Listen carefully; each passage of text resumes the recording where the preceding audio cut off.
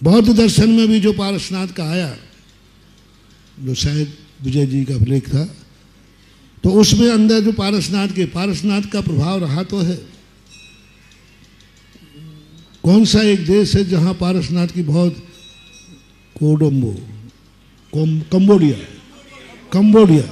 Cambodia नाम के स्थान पर पारसनाथ के वैसे ही फनाबली, वैसे उनका जो है, वैसे ही छत्र धारण करने वाले, उन्होंने जब मेरे पास लाके सारे फोटो वीडियोग्राफ मंगाए, फिर मैंने पाटनी जी को कहा कि एक बार तुम होके आओ। निर्मल सेठी पाटनी जी, उनके बाबा, उनको भेजा वहाँ। जब पूरा जा कर के वहाँ से लाए, तब मैंने समझा कि नहीं, ये दिगंबर मूर्तियाँ नहीं हैं, ये बौद्ध ही हैं। बात ये अलग है कि पारसनाथ जो सर्प का उन्होंने प्रयोग किया, बड़े बड़े सर्पों का, वो सर्पों का प्रयोग पारसनाथ से प्रभावित हो सकता है, लेकिन वो पारसनाथ नहीं। पारसनाथ से प्रभावित होना अलग चीज़ है, और पारसनाथ की मूर्ति होना, क्योंकि अपनी दिगंबर मूर्ति के अलग चिन्ह होते हैं, अलग स्वरूप होते हैं। आशीर्वाद मुद्रा नहीं होती, कपड़े का स्थान नहीं होता, और उसमें बहुत सारी चीज़ें होती हैं, वो उन मुद्राओं में देखने में आई है। वहाँ नंदीश्वर द्वीप मिला, वहाँ विदेह क्षेत्र मिला, नंदीश्वर द्वीप नाम का नगर मिला उनको, विदेह क्षेत्र नाम का नगर मिला। तो हमने कहा ये विदेह, बोले वही विदेह क्षेत्र है। फिर उनको बताया कि नहीं, विदेह क्षेत्र का नाम हो सकता है, विदेह क्षेत्र की वहाँ संरचना नहीं है। तो दूसरे धर्मों के ऊपर जो प्रभाव पड़ा है, उन्होंने विकृत किया है, ये बात का भी उल्लेख करना चाहिए। बौद्ध के अंदर यदि पारसनाथ की कोई भूमिका आती है, तो हमें तुरंत वहाँ लगाना चाहिए नोट, ये जैन दर्शन का विकृत रूप यहाँ प्रस्तुत हुआ है। विकृत कहने में क्यों डर रहे हैं? हम उनको विकृत नहीं कह रहे हैं। जैन दर्शन के अनुसार यह स्वरूप पारसनाथ का नहीं हो सकता। जैन धर्म के अनुसार, आगम के अनुसार यह स्वरूप नहीं हो सकता जो वहाँ प्रस्तुत किया जा रहा है।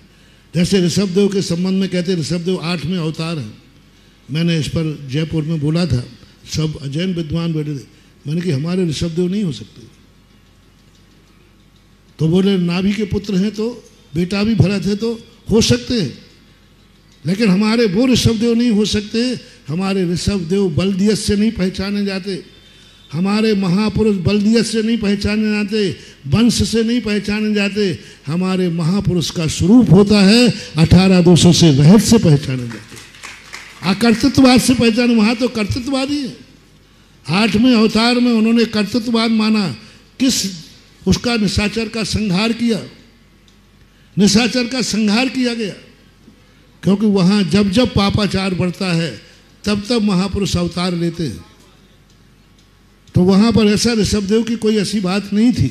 तो ये सारी की सारी चीज़ें मात्र रेफरेंस दे करके भी अपन कर लेते हैं। कल भी मैंने कहा था, श्वेतांबरवां क्या गोष्ठी होती है, क्या इतने स्वतंत्र रूप से दिगंबर जैन आगम को वहाँ रख पाते हो आप उनके साधुओं के सामने?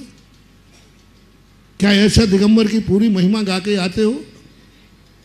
हमें विचार करना है कि हमारा गोष्ठी जो है पारसनाथ चरित्र पर है, दिगंबर जैन धर्म पर है, सम्यक दर्शन पर है, सम्यक ज्ञान पर है, जनवाणी पर है। आज के जो 3 और 2 लेख और थे रात्रि में, एक भक्ति पर प्रभाव पारसनाथ का, तो वो तो अचूक है, बहुत अद्भुत है।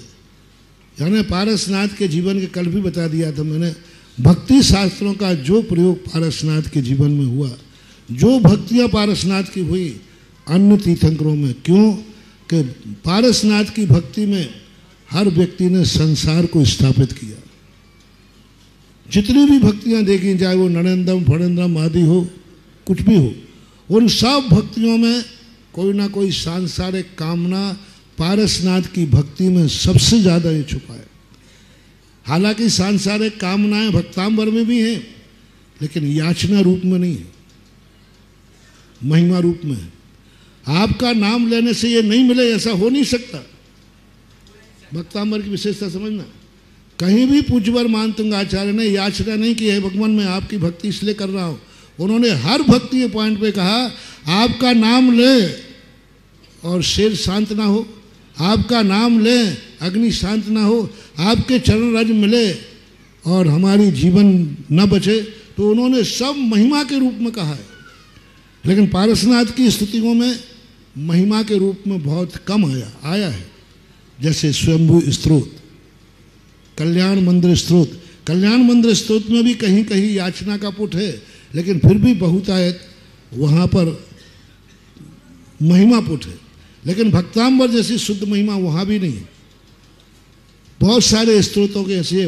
तो आज सबसे ज़्यादा भक्ति सब में भगवान की कामना रूप, याचना रूप, सांसारिक याचना रूप परिणति ज़्यादा देखने में आई है। संकट मोचक की भक्तियों में संकट मोचकता की बात ज़्यादा पारसनाथ में आई, याचना के रूप में आई। जब से आपकी पूजा में सुख संपत्ति, शुद्ध संपत्ति तुरंत ही हुई,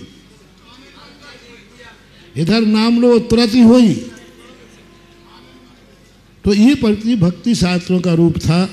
और जो ऐतिहासिक जो हिंदी शास्त्रों में पारसनाथ का जो लेख था, वो तो अपन देख ही रहे हैं कि हिंदियों में भी पारसनाथ बहुत छाए हुए हैं और हिंदी साहित्य भी लिखे गए। कुछ गुटके आदि के नाम उन्होंने प्रस्तुत किए थे। आज जो 3 लोग बाँचे गए, मैं कहता हूँ तीनों शस्त्रों की अपेक्षा आज तीनों लेख में तो लगा कि ये विद्युत संगोष्ठी हो रही है। और उसमें इतना और बुरा नहीं मानना, तीनों लोगों में सबसे श्रेष्ठ लेख रहा है डॉक्टर जय कुमार का, जिसमें ठोसता थी। बुरा नहीं मानना, मैं दूसरों को पहले ही डिक्टेशन में रख दिया सब क्या। लेकिन एक उपलब्धि की बात है, कोई ज़रूर नहीं है कि बाप के कथन में उपलब्धि हो। कभी कभी बेटे से भी, कभी कभी बेटे भी नहीं कर पाए, पिता से भी, दादा से मिल जाता। तो एक प्रमाणिकता थी, एक मूल स्रोत था, एक गरिमा थी, सम्यक दर्शन की रक्षा थी। जो ये कहते हैं कि ये ग्रंथ प्रमाणिक है, जैन आगम से उन्हीं के साथ से अप्रमाणिक सिद्ध करना, ये वही कर सकता है। अब जय कुमार को मैंने खाली हाथ तो देखा, कभी बिना कपड़ों में नहीं देखा। सीना में बाल है जय कुमार, अब देखो मैंने कभी देखा नहीं, मेरे में तो है। और इसी के बल पर मैं जो कुछ कहता हूँ, कहते ना सीने में बाल हो तो कहो, तो हिम्मत से कहना पड़ता है कि आज उन्हीं के मत से जो आज पारसनाथ और बांसुरी भगवान का जो कथन किया गया, एक कितनी बड़ी सी उपलब्धि हुई है कि आज उन्हीं के साथियों से, उन्हीं के लेखक से हमने अपने सम्यक दर्शन की रक्षा कर दी और हमने अपने जैनागम को, जनवाणी को अपने आप सिद्ध कर दिया कि आप भी वही कह रहे हैं, बाद में आपने इसको परिवर्तित कर दिया। तो मूल श्लोकों के साथ जाएं, दूसरे दर्शन पे भी हम रेफरेंस दें, लेखों से नहीं, पीडीएफ से नहीं, इंटरनेट से निकाल के नहीं। हमें उनका मूल ग्रंथ पढ़ना चाहिए कि मूल ग्रंथ में क्या लिखा हुआ है। चाहे किसी भी दर्शन का रेफरेंस दें, हम लेख से लेख तैयार कर रहे हैं। आज लेख आप लोग बांटते हो, लेख से लेख तैयार करते, पुराने 3-4 लेख कर लिए और उनमें से कटिंग कर करके और एक नया लेख बना दिया। आप अपना भी प्राचीन लेख का उपयोग न करें, आपका खुद का है, आपका खुद का पुराना लेख रखा है, उसकी नकल न करें। आप नया लेख लिखें, आपको खुद लगेगा कि हमें कुछ नया मिला।